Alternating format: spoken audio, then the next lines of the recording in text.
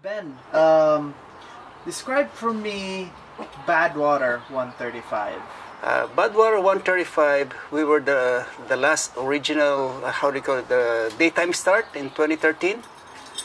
After 2013, it became that they kind of stopped the race, so different route, and then finally in 2015 they went back to the original route, but nighttime start. So we were more exposed to the sun than those who followed us. So describe for me, what does that mean when you say exposed to the sun? As a runner, you're more susceptible to danger because of the heat, too much heat. That's why the Death Valley National Park superintendent put a moratorium. Like the runners are like putting in danger because they are like the heat. Like when I ran, it was 122 degrees heat. 122. And we started at 6 o'clock in the morning. It was already close to 90 degrees, and in like less than an hour, it's up to 100. What does it feel like to be in 122 degrees? It's like you're in an oven. Like you open the oven and it just blows into your face. Like continuously. For how long? How many hours? I completed the race in 44 hours, but a lot of this was tough. Like you can eat a lot. You have to manage you have to really heat train. Like when I was at mile 42, I think I overate, knowing that okay, I haven't since they started the race 5 p.m. I haven't had breakfast or lunch, so that was my big meal, right? And I was to tackle 17 miles of climbing, so I overate. And during the climb, it was hot. My body couldn't process it. I was surprised. Like after 1 mile or 2 miles, I was, how come I couldn't? There's nothing. I was about to throw up, and after I cleared it up, then I was had a resurgent again. So, you're like inside an oven. Yes, like inside oven. You're blowing side throughout the night, even at night. How do you survive that? I heat trained. I trained for it. That's the only way. I always talk to a lot of people, like past champions who are my friends, and they told me just do heat training, continue training, do sauna, go to, if you can go to the race itself, train on the course, or go to Palm Springs, which I did, like frequent Palm Springs. Isn't it dangerous? It is. It is because like hot. It's just killing you. It's getting into your skin. And I've been to the Philippines. I ran that Bataan that March. It's hot and humid, but this is a different heat because it's penetrating into your skin. And then you have the elevation. And you have the elevation too. So elevation, I did a lot of altitude training. Sometimes I'll go to Mount Baldy and just, when I go to the top, I just sit there or take a nap for 2 hours, 3 hours, just getting to acclimate myself. And you have the distance. The distance is like 135 miles running, 5 marathons straight plus 4 miles. So I do like I took time off from work every Friday. I do long distance training. Like sometimes I start from my house all the way to Hollywood Sign, which is 15 miles on my route. So back and forth gives me 30. So I've been doing about, on the weekends, 20 and 30 miles back to back, continuously. About maybe 4 weeks, and then take a break, and then do that cycle again. And what is that compared, the distance, temperature, and time, compared to the other marathons? Like a marathon, Yes. what, like a half marathon is 13.1. 13.1 Yes. miles. A full marathon is 26.2. 26.2, and this is 135 miles. So you're running how many full marathons? 5 marathons plus extra 4 miles. Extra 4 miles. Yeah. So what was it like? What is it like when you got into the race? I got into the race. I know I trained a lot. So my strategy, and even with my coach who also ran it, and my coach, my chief crew, Nancy Durbin, she ran it before. She tried to convince me several times to run the race. She's been a chief crew to several runners and also chief medical, so she knows exactly what to do.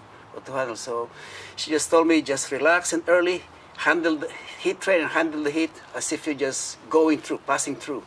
Don't ever push it, don't attack. Wait until you're the right time to push your running. What is it like to be in that situation? Is there anything like it in the world? Like as a job, maybe as a soldier, or? It's tough. It's tough to be there. A lot of just getting there, like you have to be invited. There's only 100 people in the world who gets invited every year.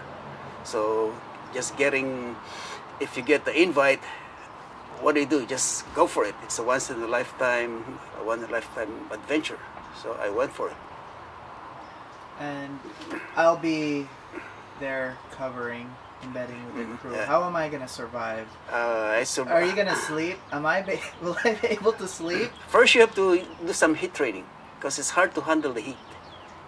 Even if I'm not really running. Yes. Go, like if it's hot. Sometimes I even turn on the heater of my car during summertime. Or sometimes I'll just sit in my car when it's hot and just sweat it out. So a lot of things just to get yourself acclimated with the heat, because that's the main factor running in Death Valley. The heat would kill you. Has it killed someone? Not from the runners. Those who have died doing it just don't know. Like they're not runners, or if they do, they just, I don't know. Some people don't even carry water. Just attempt to be there. It's not. You have to respect Death Valley. That's a big time. Death Valley. Yeah. So why did you run? Why did you run Badwater 135? When I started ultramarathon in 2002, a friend of mine ran it, and since 2002, I've been following it. The web coverage, webcast. Sometimes I wake up at night, just check out who's the leader, what's happening with my friend. So I got into it, and then finally in 2009 I went to the race itself to witness the race, and that kind of, I felt like goosebumps and everything. Like I should do this, and then my friend who I was running with, he told me, he noticed that I really was into the race, and he told me, if you want to do the race, let me know, I'll finance you. But and then that got me motivated to participate. Unfortunately, he died before I got the money. I should have taken the money when he offered it, but he died. But a lot of people helped me out to pursue my dream. And what were the other factors? Like, just, is it for self-satisfaction, or? Self-satisfaction, and also like sometimes you pursue a dream. I'm a dream chaser. I always chase like I start of the year, I set my goals. I want to do this, I want to do that. So that keeps me alive. And Badwater came in. I said, I think this is it. This is a big time, and if I can pursue this, help you out through. So when you're setting your goals, it'll help you out to get your confidence. And when we talk about the crew, is it important? Like, can you run this race without a crew? I don't think so. Having a crew for this race, I have the best crew, because my crew, like I said, my coach. She's been a participant. She's been a chief crew for several times, and also been a chief medic. So your life depends on your crew, and even putting together the crew, you have to kind of choose the right persons, because there could be tensions during crewing itself. So somebody has to control. It's difficult to be just crew members. Your life as a runner, your life depends on them. What do they do? They feed you. Even they monitor my color of my pee. If I'm peeing dark, then you have to add. You have to drink more water. So they monitor like my weight. If I'm losing weight, then you have to put water or food. So everything was monitored from me until the finish. Until the finish line. And what were the challenges when you were running Badwater? Challenges primarily, first the finances. It's expensive to run the race. you have to spend a lot of money just to register yourself. Plus the time. You have to take time out from your family, your loved ones, your work. So a lot of things I'm not a professional. I have a full-time job. I have a family, so it's hard to juggle all these things, training and all these activities. But the race itself, running itself, isn't as hard. Running itself, when you get it, it's difficult. But like I said, our strategy was just get through the first part. Like if I can get through the first night unscratched or I'm okay, then I have a big chance of finishing. And when I reached, I think when I reached mile 90, my coach told me, go for it now. If you want, go for your time, your goal time. But until then, said just hold on, don't do anything foolish. Just. And what does that mean? Like just running slow? Just running slow. Keep your pace. Keep yourself monitored. You drink everything as slow. I didn't cramp, so that's the best part. No cramping. I didn't have any blister. I had the only thing injury I got was my back, because it's too much pounding on the road. Plus the road is not flat. It's like it's beveled on the edge. It's like sloping on the side. So you're not balanced. So overall, that was a success. There's no major. No, it was just my back hurting. My ankle was hurting, but my back was more of a problem because I was leaning sideways. How did you address that? How did you? I just went for it. When I reached mile 122, like 13 miles to go, I said, I'm not injured, I'm still moving. I have all night to finish the race. I'll go for it. So the last 13 miles is a big climb. So every like half mile or a mile, my coach switched pacers for me, like to keep my mind going, fresh. So I don't think of anything else. Just keep me moving, even as long as I'm moving on pace. Finally, when I reached like 4 miles to go, I said, "You can't stop me now. This is it."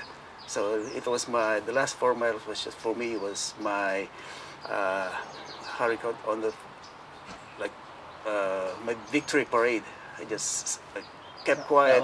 That was it. Kept thank everyone who helped me, my family, wife, kids, my daughter, and all family members and friends who helped me pursue my dream. What goes on in your mind when you run? I try to separate myself from running. I don't think about running. I think a lot of times I do a self-talk. I ask questions and I respond to my own question. Questions like? Anything, like even in life, what any question.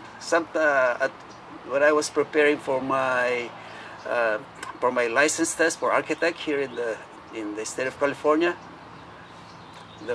my final test was an oral interview. So I have all the sets of questions in my mind, and I was studying, just question and answer. While you're running. While I'm running, yeah. And before you came to the U.S., did you run? Were you running? I always loved running, even when I was a kid. But when you grow up in the Philippines, it's not a sport. It's either you play basketball, or when you grow older, golf. Like golf is not playing golf; it's golfing like drinking beer. So and I didn't have any friends who wanted to run. So if I ever run, it's on my own. When I feel I'm depressed or I feel I'm a health issue, so I just do maybe about 3 miles, 5 kilometers, go from my house to Ross Boulevard, the beach, and back. So you did that before? Yes, before. And then when I came to the U.S. in '84, slowly I was starting like once a week running or every other week until finally '87 when I kind of started going maybe once or twice a week running. Back then there's only a few running clubs compared to today, and if you join running club, then those are fast runners. Nowadays it's more social, so it's different when I got into running. And you said you ran when you feel like depressed? Yeah, when I feel depressed, it's like for me it's like more of a an escape or solution. Like I feel more to get myself motivated, or like just a meditation. Sometimes I go by myself. A lot of times I go just run by myself, go to the mountain, and just clear my mind. There's research I've been doing that it actually helps your brain Yes. when you run. Are you Yeah. familiar? Yes, yeah. Does it, well, based on your experience, it helps you? It helps you, like you don't feel like sluggish, like even your mindset, you're always sharp. I'm not saying I'm not sharp, but it keeps you like active all the time. Like you're not feeling like, oh, I'm sluggish, I don't know. But here, when you keep yourself going, running, you feel like you're always ready. And so when you were thinking about coming here, Yes. what were the challenges? Coming to the States, Mm-hmm. challenges, I know, like I'm an architect in the Philippines, and coming here, I know I have to start from scratch. So I had to like start like go to the bottom position again, and then work my way up. Well, why? Why do you think Filipinos come to the U.S. and give up a lot to come to the U.S.? But we have more U.S. We have more opportunity. Sad to say, Philippines, we don't have lots of opportunity. Here you can work on your own. You could, if they know you're good, that they recognize you. Compared to when you work in the Philippines, you know the palakasan system, and here I never felt any prejudice or discrimination. I just work my butt off, show what my capability, work myself, and I get the credit. Do you think there's changes in the Philippines? There are changes. Since you left? Yes, I think so. Yes, I've been a few times to go there, and a lot of changes. Yeah. Yeah. And when you came here, what were the challenges? Like I said, like finding a job first. Like first 2 months, like what do I do here? And then I started like a sort of a drafting technician opening. I went for it, and during my interview, when my first the employer, right, like he looked at my resume. He said, "Oh, you're a graduate of University of Santo Tomas." So right away he said, "When do you want to start?" So I didn't find out that most of the people that he hired graduated from the same school. So that kept me like, hey, this guy liked me, so it get me motivated that he had respect on me right away. And then that was it. That was then it continued moving up. Then I tried to continue moving up. I had my own office for a while, helping a lot of architects and contractors. I was doing drafting work. And then when my family came over here, my wife and my daughter in 91, I said, you have to pay now for medical insurance, and that's a lot. I can survive just working on my own. So I applied for the city of Los Angeles. I stepped down and worked my way up, get my license, and now I'm proud to say we're okay.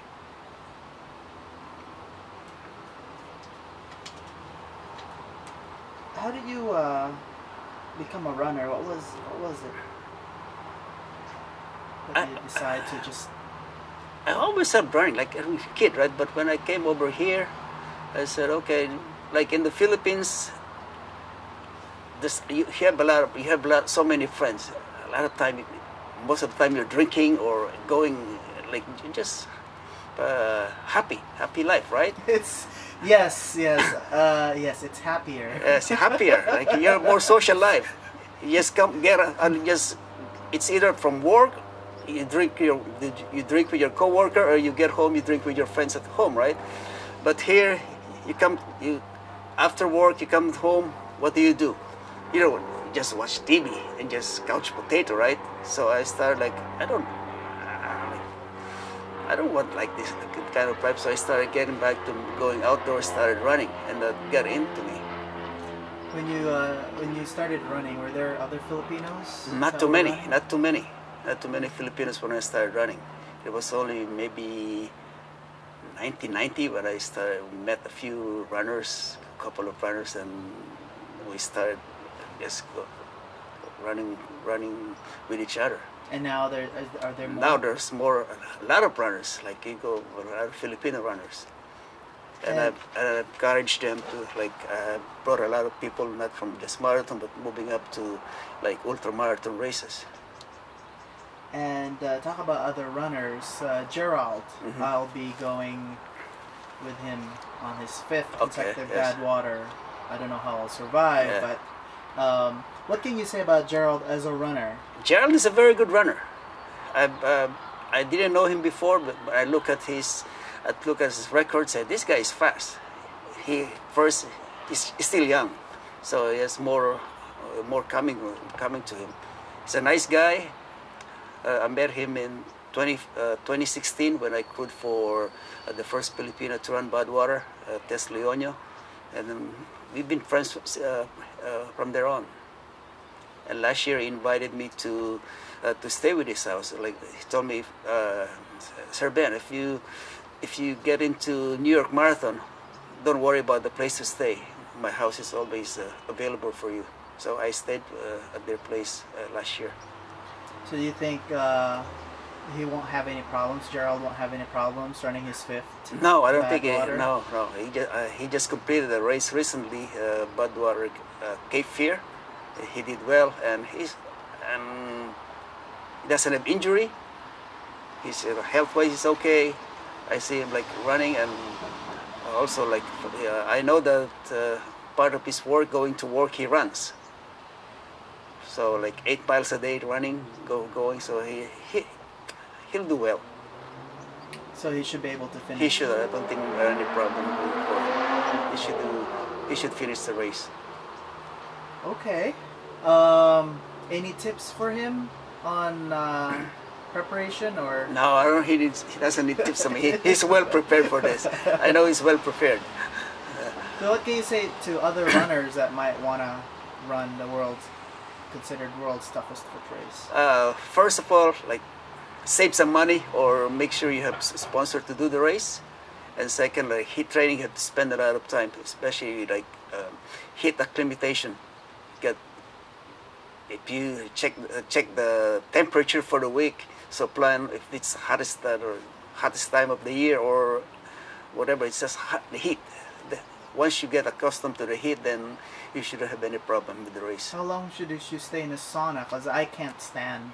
I started with when I began training with sauna, like 10 minutes, 15. But then my coach told me to get used to it until you can get to 1 hour. You don't have to go to 1 hour straight. Break it 20 minutes, break 2 minutes, another 20. I even fainted one time just when I was starting it because I was hydrating myself. So I trained 20 minutes, and then from there on, I said, okay, I get used to it. Take a break, 2 minutes, get in the sauna again for another 20.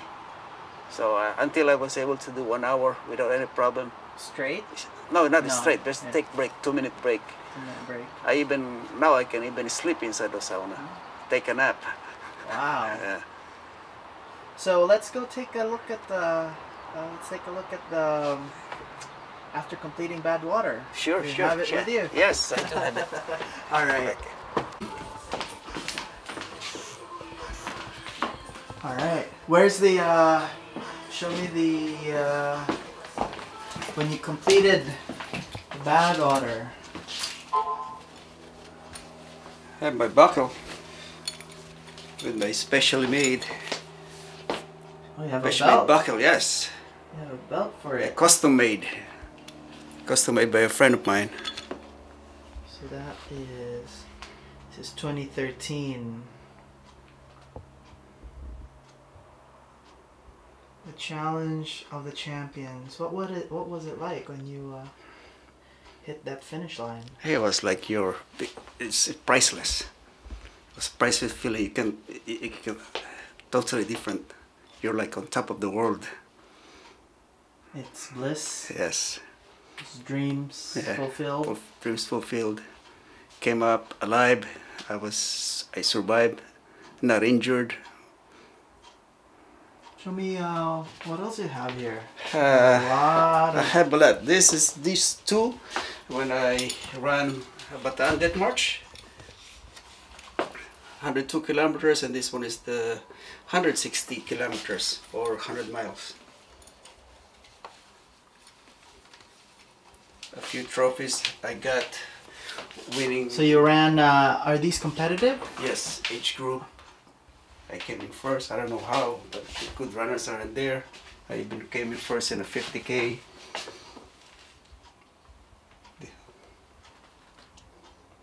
Where? That's in the Spooner's Cove in Morro Bay. Oh. It was a rainy day, everything was raining, so there was only two runners decided to run the 50K distance. The rest of the runners downgraded themselves to 25K. So it's still a competition. I won with only one competitor. In your book, you talked about people asking, have you won a race before? Yeah, now I can say I won a race.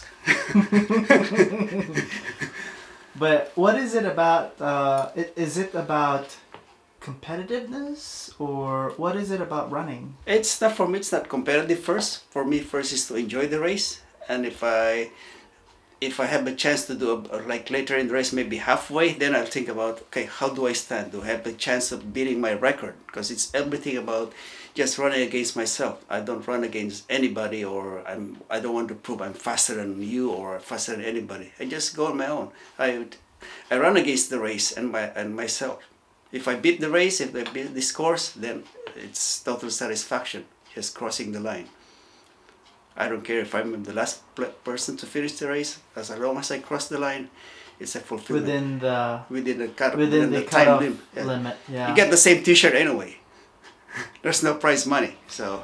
But there was there someone else a Filipino that tried to run Badwater? Yes. So during my time, there's another Filipino who ran the race. But were they able to finish? No, he came here when he was a young boy. I think. A year old or 1 or 2 years old. He's from Texas. Then his strategy was to go to get off that Badwater basin as fast as he can, and I think that he was even just at mile 42 because he was already throwing up big time. And he asked me after the race what my strategy was. I told him I hit trained. So for me, I just want to think of this race as just passing through. Just go through this segment the whole night. If I get through uninjured or okay, then I have a chance to finish the race. I never thought of pushing the race early. Just take my time, go to the cutoff time. As long as I was ahead of the schedule, then I'm fine. And even my coach, whenever my coach monitored my pace, she kept telling me I was ahead of pace, slow down, so I pulled back. How do you not sleep? How will I not sleep? I only slept 15 minutes for 44 hours. So like short nap? Short nap, just on the side of the road. They let my crew lay the mat, just a mat. I think it's full of rocks too. As long as I can sleep, I was okay. And then you get up again. And then I get up. They wake you up. Wake you up. Time's up. Let's go. And then the crew also take turns sleeping? Yes. The crew take turns sleeping because they're tired. But I've been a crew, and I know it's tough to be a crew. I'd rather run than being a crew. Why? Because you worry about the run. You're thinking what does he eat? Is he drinking or everything? How do you follow how does the crew follow the runner? The crew is on Badwater. The crew is always ahead. You have to go. They cannot shadow the runner. The runner has to go after the crew. So they'll be ahead, maybe half mile or a mile away. So they have to move ahead until he catches up. And then the pacer communicates to the crew. What the runner needs. So he needs to drink, he needs to eat, he feels this. The pacer goes with the runner. Yes, the pacer tells the crew ahead of time. At this time he needs this, he needs that. He's having difficulty. So everything communicates. So when the crew now sets up before I arrive, everything is ready. So he needs new, like the first 40 miles. I have ice cold bandana on my neck, and in 15 minutes it's totally dry. So they switch like water all the time. They switch this, so everything is ready. So when I get to them, that everything is packed and ready to go. So you have to be hydrated. Yes, hydrated. So we have to hydrate a lot. It's like a military operation. Yeah, yeah. Because once you get dehydrated, then it's over. Then you won't be able to finish. You won't be able to finish. What are these? This is my medal. Medal from. So you're number 53. Yes, my number 53. That's, if you follow the movie Love Bug, that's also the Volkswagen before. That's the same number. And also my coach, that's her number. So I said, you finish everything. Good luck coming to you.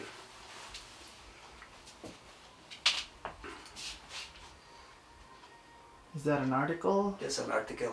Yes. Let's see. Outdoors.